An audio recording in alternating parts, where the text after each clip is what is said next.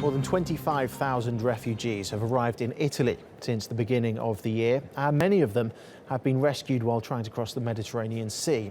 The Italian Coast Guard and Navy are taking the lead in rescue efforts. In one day alone last month, they pulled 1,400 refugees from rubber dinghies and boats in the southern Mediterranean along a popular refugee route from North Africa to Italy. Soraya Lennie is on the Italian coast in Pozzallo and has more on rescue efforts.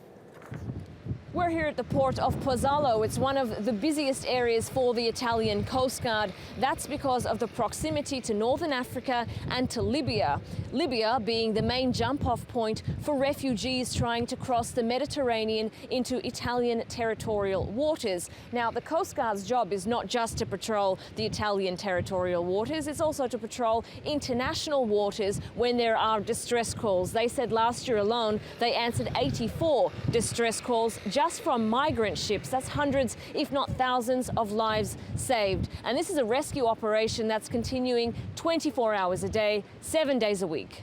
We have a lot of persons that is coming from this place, need help for this kind of migrant. This is a big problem that we have to affront every day of our job.